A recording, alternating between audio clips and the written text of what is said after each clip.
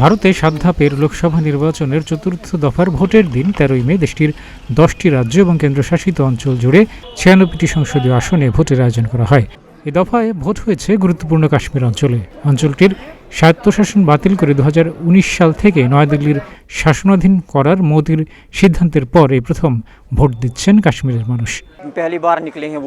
আমাদের উপর হুমকি আসছে।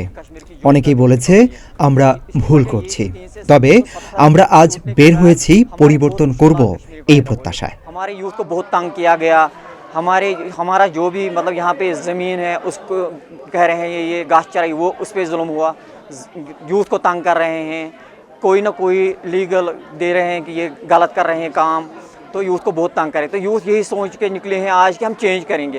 ইলেকট্রনিক ভোটিং মেশিন ইভিএমে হওয়া এ ভোটাভুটিতে মোট ভোটারের সংখ্যা ১৭,৭০,০০,০০০। চতুর্থ দফায় প্রতিদ্বন্দ্বিতা করেন ১৭১৭ জন প্রার্থী, যাদের মধ্যে রয়েছেন মন্ত্রী এবং সাবেক মন্ত্রীরাও। ২০১৯ সালের নির্বাচনে এই ৯৬টি কেন্দ্রের মধ্যে বিজেপি সর্বাধিক ৪২টি আসনে জয়ী হয়েছিল। ১৮তম লোকসভা নির্বাচনে মোট ৫৪৩ আসনে ভোট হবে। ১৯ এপ্রিল প্রথম, ২৬ এপ্রিল দ্বিতীয় এবং ৭ মে তৃতীয় দফার ভোট হয়। প্রথম ৩ দফায় ২৮৩ আসনে ভোট নেওয়া সম্পন্ন হয়েছে। ২০ মে পঞ্চম এবং ২৬ মে ষষ্ঠ দফা ভোট হওয়ার পর ১ জুন সপ্তম এবং শেষ দফার ভোট হবে। ভোট গণনা হবে ৪ জুন। डेस्क रिपोर्ट, प्रतिदिन बांग्लादेश। शरद पवार जी,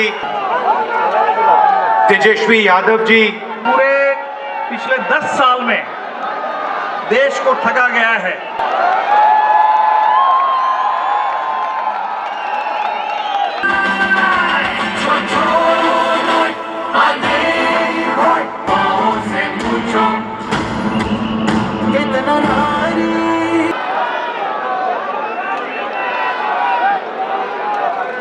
भ्रष्टाचार तो मैं विनती करूंगा कि आपके मौके पर